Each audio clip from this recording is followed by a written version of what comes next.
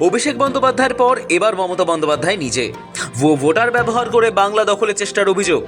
মঙ্গলবার চন্দ্রকোনার সভা থেকে বিজেপি কমিশনকে একযোগে আক্রমণ করেন রাজ্যের বিদায়ী মুখ্যমন্ত্রী মমতা বন্দ্যোপাধ্যায়। তার অভিযোগ, পুরনো নামের নিষ্পত্তি না করেই বাইরে থেকে ভুয়ো ভোটার এনে লিস্টের নাম তোলা হচ্ছে।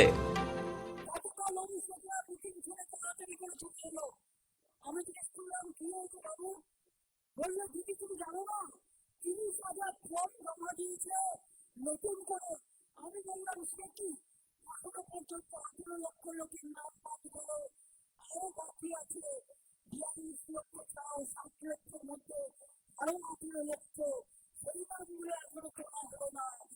নতুন করে বিহার থেকে নাম এনে ঢোকাচ্ছে, রাজস্থান থেকে নাম এনে ঢোকাচ্ছে, হরিয়ানা থেকে নাম এনে ঢোকাচ্ছে, উত্তরপ্রদেশ থেকে নাম এনে ঢোকাচ্ছে। মমতা বন্দ্যোপাধ্যায়ের অভিযোগ, নির্বাচন কমিশনে নতুন ভোটারের নাম তোলার জন্য 30,000 ফর্ম জমা দিয়েছে বিজেপি।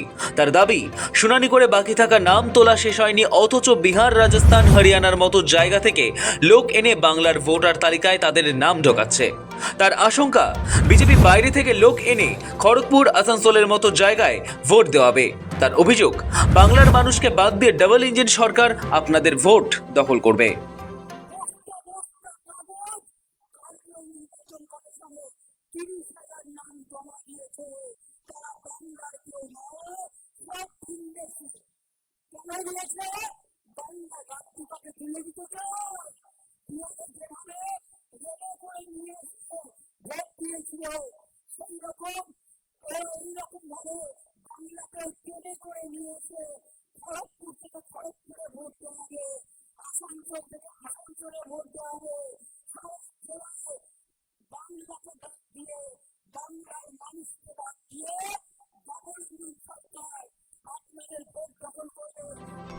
এই পরিস্থিতিতে বাংলার ভোটারদের সজাগ থাকার নির্দেশ দিয়েছেন মমতা বন্দ্যোপাধ্যায়। তিনি বলেন, সব জায়গায় লক্ষ্য রাখতে হবে কোথায় কি হচ্ছে।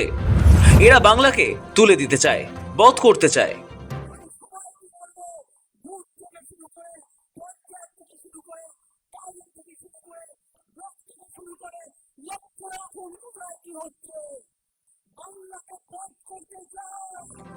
মমতা বন্দ্যোপাধ্যায় দাবি, এসআইআর মানে সর্বনাশ।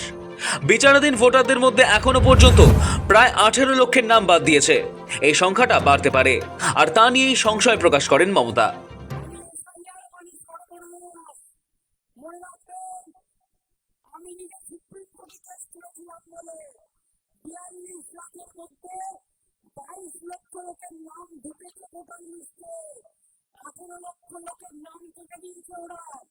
বিজেপির কথায় দুনিয়া চলছে, ওই জিনিস কিনতে পারে না। মানুষের অধিকার, বাঁচার অধিকার, নাগরিক অধিকার, গণতান্ত্রিক অধিকার, সংবিধানিক অধিকার সব কেড়ে নিচ্ছে বন্ধু, সব কেড়ে নিচ্ছে। এখানেই না থেমে থেকে বিজেপির নীতিকে দুমুখ বলে কটাক্ষ করেন মমতা বন্দ্যোপাধ্যায়।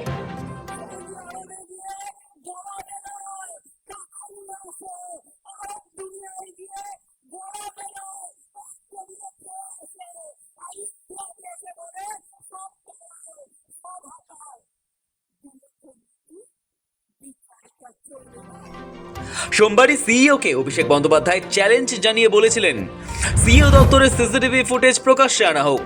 সিসিটিভি ফুটেজ সামনে এলেই সব স্পষ্ট হয়ে যাবে। যদিও অভিষেকের চ্যালেঞ্জের কোনো জবাব দিতে পারেননি সিইও মানজ আগরওয়াল। ইনফরমেশন আমার কাছে আসে যে কিছু ফর্ম 6 আলাদা করে সিইও অফিসে জমা, এবং সেগুলো পেটি ধরে ধরে দোতলায় স্টোর করে রাখা রয়েছে। প্রায় 30,000 ফর্ম 6 অবৈধভাবে, যারা বাংলার ভোটার নয়, যাদের বিহার, ইউপির ভোটার লিস্টে নাম রয়েছে, বিভিন্ন বিধানসভায়, বিশেষ করে ফেজ 2 বিধানসভায় যেখানে ভোট রয়েছে, শহর এলাকায়, যেমন নোয়াপাড়ায় স্পেসিফিক আমার কাছে খবর রয়েছে যে 700 জমা পড়েছে। ব্যারাকপুরে জমা পড়েছে, পূর্ব মেদিনীপুরের এগরার ফর্ম 6 জমা পড়েছে, নর্থ কলকাতার 3টে বিধানসভা কেন্দ্রে, এবং সব মিলিয়ে প্রায় 30,000 ফর্ম 6 জমা পড়েছে। আমরা সিইও কে বলেছি যে আপনারা আজকের বেলা 12টা থেকে 11টা থেকে সন্ধ্যে 6টা অবধি আর যদি পারেন পুরো 24 ঘন্টা সিসিটিভি ফুটেজ রিলিজ করবেন, তাদের দুধ কা দুধ পানি কা পানি হয়ে যাবে।